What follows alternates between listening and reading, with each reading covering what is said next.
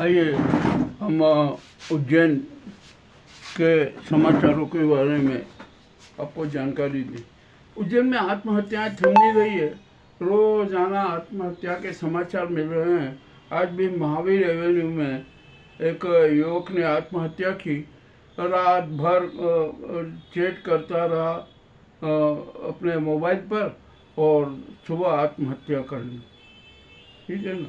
तो क्या 12 जुलाई से है ना श्रावण महोत्सव का शुभारंभ होगा। अब इसमें अनेक प्रस्तुतियाँ दी जाएगी। बहुत ही सिंहस्थ 2028 के लिए है ना 4 नए फ्लैग स्टेशन बनेंगे और वो तो अभी है ही और उनका विस्तार किया जाएगा।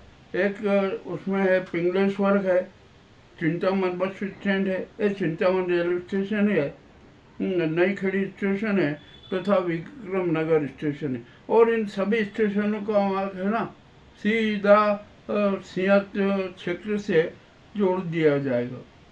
अब यहाँ पर है ना एक सौर ऊर्जा मेला भी लगा हुआ है जिसका भी उद्घाटन हुआ।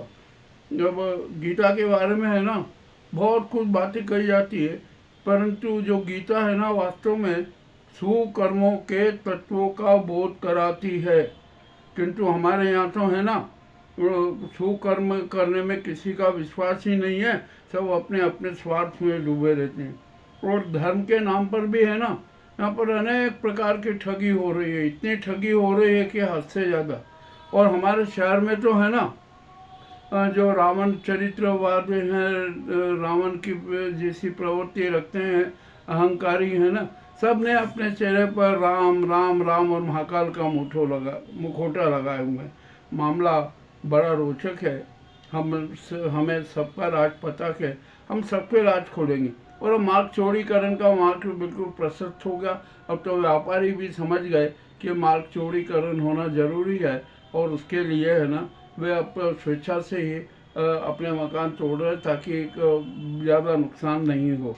और अब यहाँ पर है ना हम एक बहुत बड़ी विचित्र बात कहते हैं कि यहाँ पर जो है ना एकांगी मार्ग की घोषणाएं की जा रही। अच्छी बात है, होना चाहिए एकांगी मार्ग, परंतु छत्री चौक से कंठार तक एकांगी मार्ग है जो कई वर्षों से घोषित हुआ है, उसका अब तो पालन ही नहीं करवा पा रहे। आना जाना एक ही उसी मार्ग से। अब ये क्या है पुलिस का। अरे आप में जो भी घोषणा करते हैं ना उसको मूर्त रूप में तो दो, मगर पुलिस देती नहीं है। ऐसे सेंट्रल पार्किंग को लेकर है, पुलिस ने बयान दिया था, ये सब कुछ किया था, किंतु सेंट्रल पार्किंग अभी भी जारी है। यानी अब हमारे यहाँ उज्जैन शहर में है ना बड़ी विचित्र स्थिति है। यह बहुआमी अराजकताओं का केंद्र बन चुका है। अरे यहाँ पर क्या बताए, किसको क्या कहे, कोई सुनने को तैयार नहीं। और ये उज्जैन है ना अफसरों की दिमागी अय्याशी का एक केंद्र भी बन गया। जो अफसर आता है वो अपने ढंग से यहाँ की व्यवस्थाएं देखने की बात करता है। यार क्या करें, अब किससे क्या कहा जाए। और यहाँ पर तो है ना अरे विचित्र विचित्र खेल हो रहा है। हम है ना सारे खेलों का भंडाफोड़ करेंगे। हमें पूरा संज्ञान होता जा रहा है, साक्ष्य भी मिलते जा रहे हैं। अब यहाँ पर हमारे है ना स्वास्थ्य अधिकारी श्री जितेंद्र जी राजपूत आ गए हैं। उन्होंने चार्ज भी ले लिया, उनका स्वागत भी हुआ। अब हम राजपूत जी से भी यही बात कहते हैं कि ज़रा उज्जैन की जो स्वास्थ्य सेवाएं हैं ना, प्रदायक संस्थाएं हैं, वो उनका भी ज़रा अध्ययन कर लीजिए। कितनी पंजीकृत है, कितनी गैर पंजीकृत हैं पूरे ज़िले में, इसका भी अध्ययन कर लीजिए। और यहाँ पर सुरक्ष हॉस्पिटल एंड रिसर्च सेंटर है, यहाँ पर कायथा से 2 किलोमीटर आगे लक्ष्मीपुर है। तो वहाँ का भी स्थिति देख लीजिए। यहाँ पर क्या हुआ, कैसे हुआ, वो पंजीकृत है कि नहीं, क्या अब नया उसने पंजीकृत होने का आवेदन दिया कि नहीं, ये भी देख लीजिए। ये मामला अति रोचक है। और यहाँ पर है ना हम पंचायत सीओ से भी फिर यही बात कह रहे हैं कि आप भी जरा आप देख लीजिए उज्जैन यहाँ के जो पुलिया निर्माण में जो घोटाले हुए हैं ना उस पर क्यों पर्दा डाला जा रहा है, कौन है वो पर्दा डलवाने वाले लोग।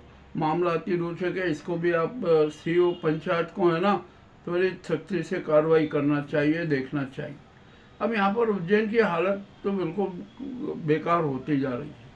यहाँ पर है ना हमारे क्षिप्रा की तो इतनी दुर्गति की जा रही है कि कोई हद से ज़्यादा नहीं। बयान सबके आ रहा है, क्षिप्रा मुक्तिदायिनी है, न जाने क्या क्या क्या, किंतु उसकी पावनता पर, उसके अस्तित्व पर, उसके स्वरूप पर कोई किसी को ध्यान नहीं। देखिए आप ये मंगलनाथ क्षेत्र में क्षिप्रा ने हरी चादर ओढ़ ली है। क्यों ओढ़ ली भैया?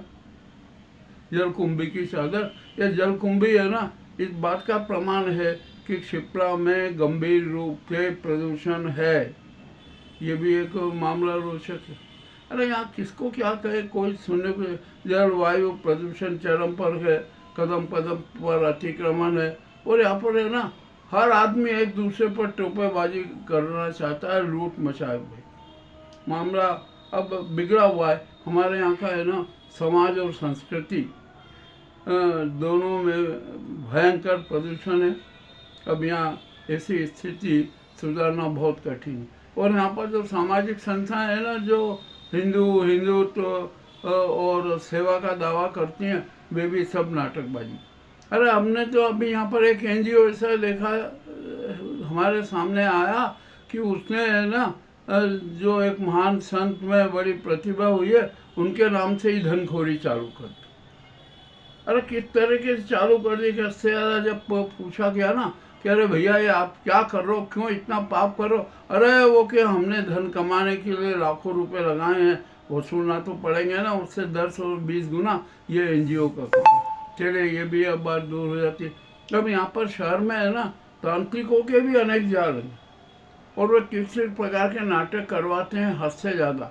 एक तांत्रिक है, उन्होंने एक महिला के माध्यम से एक व्यक्ति के खिलाफ शिकायत कर दी। वह प्रकरण महाकाल थाने में, एक कुछ तक को पता। परंतु हमारे यहाँ तो दिक्कत ये है कि जो महिला शिकायत कर रही है ना, वो किससे संबंधित है, कौन से तांत्रिक से संबंधित है, इसकी भी तो खुफिया जांच कर ली जाए। और शहर में कितने तांत्रिक हैं जो इस प्रकार के गोरख धंधे करते हैं। अरे आप दूर तो दूर छोड़िए, मैं आपको एक सच बता रहा हूँ कि मेरी मौत और मेरी वशीकरण का भी किसी तांत्रिक ने तंत्र क्रिया कर दी। क्यों? अब जिसने करवाई होगी, मुझे पता है किसने करवाई, क्या हुआ, परंतु हम तो उसमें कि हम पर है ना कोई तंत्र मंत्र ये क्रिया असर नहीं करती, क्योंकि हम तो सत्य के साथ रहते हैं, और सत्य हमारा ईश्वर है। और जिस पर ईश्वर की कृपा और जिसके साथ ईश्वर हमेशा साथ रहते हो, उस पर कौन सी भी ये तांत्रिक क्रिया सफल नहीं होती। मामला बहुत स्पष्ट है। मैं कड़वी कड़वी बातें कही है, किसी को भी बुरा लगे ना तो मुझे क्षमा करें। बहुत बहुत धन्यवाद।